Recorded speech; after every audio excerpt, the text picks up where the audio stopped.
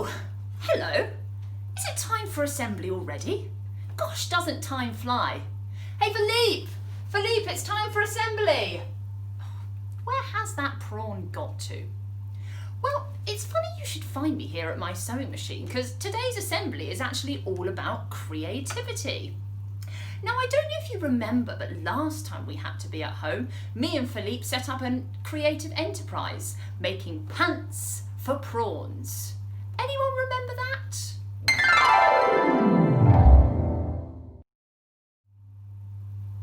Well, yeah, that was a complete failure, but I've put my creative hat on and had another go. This time I've been using my scraps of fabric to make some lovely masks. You may have seen some of your teachers wearing them around school.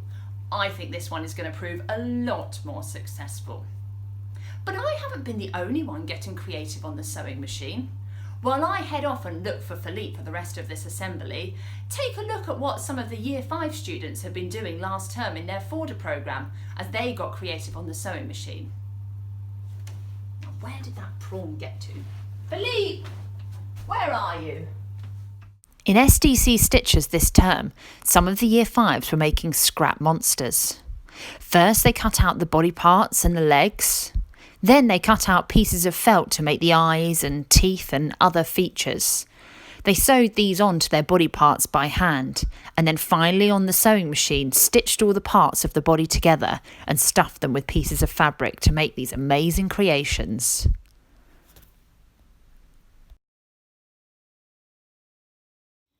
Philippe, where are you? Oh, who's this? Oh my gosh, it's Angela. Angela, what are you doing under there? And you've eaten all of those chocolates. Oh dear. Now, Angela, I need to find Philippe. Have you seen him anywhere?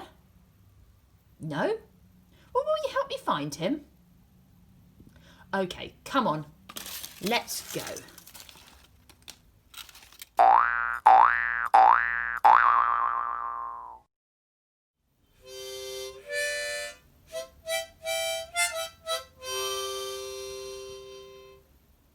Jellyfish playing the blues harp? How creative. Whatever next? Oh look, here's Seth the sloth, and you look like you're doing something creative, Seth. What are you up to? Oh, you're doing a bit of calligraphy? What a wonderful creative skill. I can see you've got your pen there and your nib and your pot of ink. You're making some lovely birthday cards. Oh, I bet that takes a lot of practice. Well, Seth, we're just on the hunt for Philippe, but we'll leave you to making your birthday cards. Great work. Oh, hi again. I've managed to find another few friends to help me out on my search for Philippe. Weren't those others being super creative with the activities they were doing? Well, while we go off to look again, I'm going to show you a bit more about another creative activity that I like to do. Have a look at this. Here I am doing pottery. I'm doing what's called throwing a pot on the wheel. That's because you throw the clay down onto that spinning wheel and then make a pot whilst it's spinning round and round. I've been doing pottery about 3 years and it's one of the hardest creative skills I've ever learned. It has taken me ages to be able to make things, and even now I'm still learning loads. You can see here that I'm pulling up the walls of the pot, which is what we call the sides, making sure that the clay is even and making sure that the pot is not too wobbly. Now I'm shaping the pot using a wooden tool to make it go out at the top. And finally, did you see me trim the top bit off to make it all neat and tidy? Once I've done that, I'm adding in the finishing touches to make it all smooth and to look really neat and tidy. Once I've got the pot, I use a piece of string to cut it off and then I leave it out to dry. You can see here I've made a couple. Next I've added on some handles because these ones are going to be mugs. I've used some glue made out of clay and water to stick them on. Then they go into the kiln to fire at 1200 degrees and they come out looking like this. They've changed colour. I then paint them with something called glaze and put them back in the firing again. And then when they come out, they look like this, completely different to how they started. Now that I've been doing it for a while, I can make big things like this. But it doesn't always go to plan.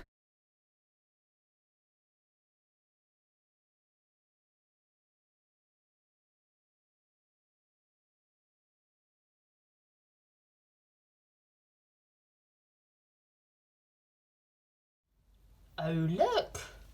A trail of pink thread. Oh no, I don't like the look of this. Where could it be going? And some white. And a bit of blue. Oh no! Philippe has come unravelled! Philippe! My poor prawn!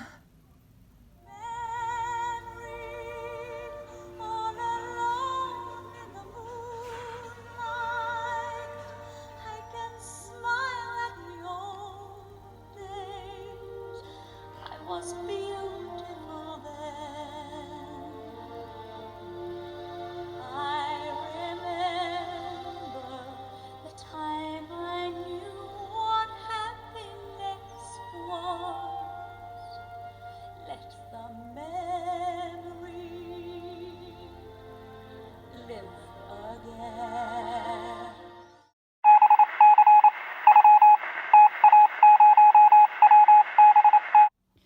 Thank you all for coming here and joining me on this very difficult day. Our dear friend Philippe has unfortunately become unravelled over Christmas, but this is no time to sit around and cry. We need action, and there's only one creative skill that's going to bring him back. Yes, crochet. Angela, I trust you've bought the tools that we need. Excellent selection of crochet hooks. I think this one is going to be the one for the job. Hold on in there, Philippe. Seth, excellent work on the scissors. Let me take those from you. Right, team, it's time to get to work on Operation Bring Philippe Back. This is what it looks like when you crochet. My older sister taught me how to crochet, and then I taught my younger sister how to do it. Often a great way to learn creative skills is by watching someone else. They can help you when you get stuck. It's not always easy, but with a bit of perseverance and lots of practice, things get easier. I've been doing crochet for about 5 years now, and it's taken lots of practice to be able to make something as big as Philippe. So why is it that I love doing all these creative things? Well, for me, it's a way to relax and unwind. It teaches me new skills and it means I never get bored. I always have a project on the go and I often feel pleased looking at the results. But it's not always easy to be creative. Sometimes it takes a long time to practice a skill. Sometimes it's hard to know where to start. Well, while I carry on working on Philippe, let me tell you a story.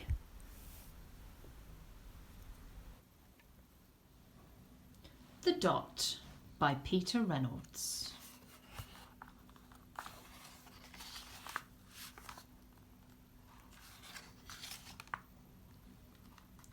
The art class was over, but Vashti sat glued to her chair. Her paper was empty.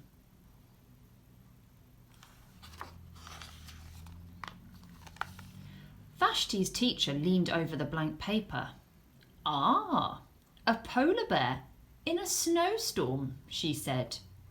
Very funny, said Vashti. I just can't draw.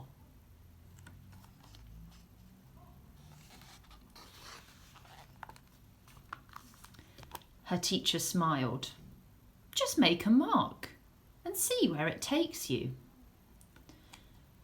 Vashti grabbed a felt tip pen and gave the paper a good, strong jab. There.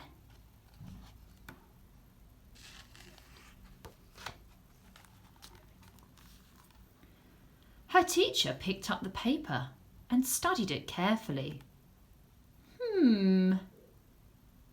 She pushed the paper towards Vashti and quietly said, Now, sign it.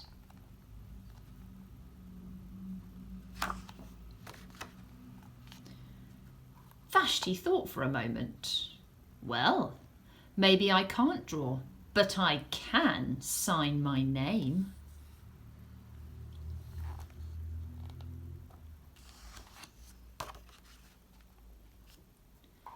The next week, when Vashti walked into her art class, she was surprised to see what was hanging above her teacher's desk. It was the little dot she had drawn, her dot, all framed in swirly gold.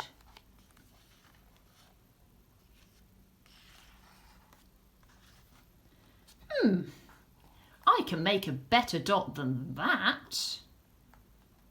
She opened her never-before-used set of watercolours and set to work.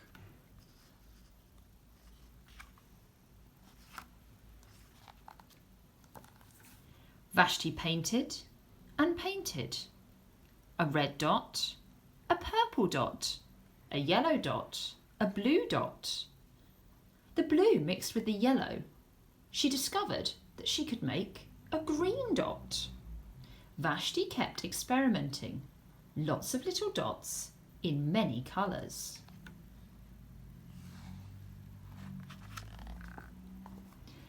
If I can make little dots, I can make big dots too.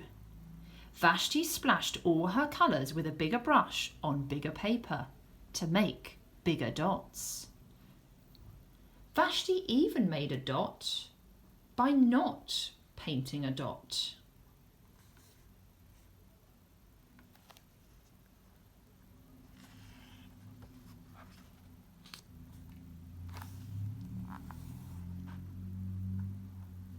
At the school art show a few weeks later, Vashti's many dots made quite a splash.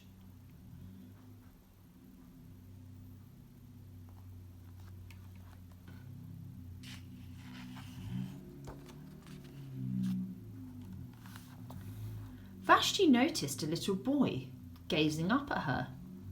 "You're a really great artist. I wish I could draw," he said. "I bet you can," said Vashti. "Me? No, not me. I can't draw a straight line with a ruler."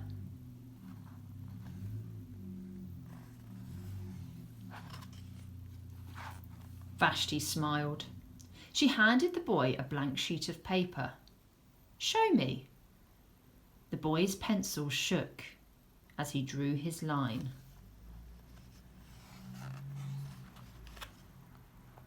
Vashti stared at the boy's squiggle, and then she said,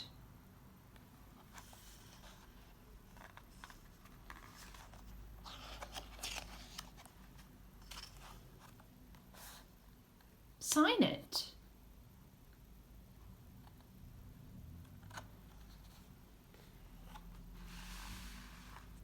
It says on the back of the book, "Just make a mark and see where it takes you." Vashti says she can't draw. Her teacher thinks she can. She knows that there's a creative spirit in everyone, and where there's a dot, there's a way.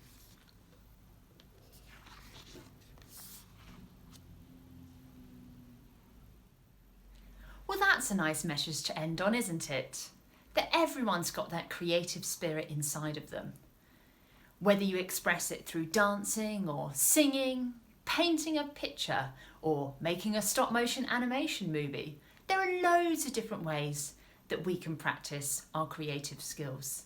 So have a think about what you might like to practice over the next couple of weeks when you've got a little bit more time. It doesn't have to be something big.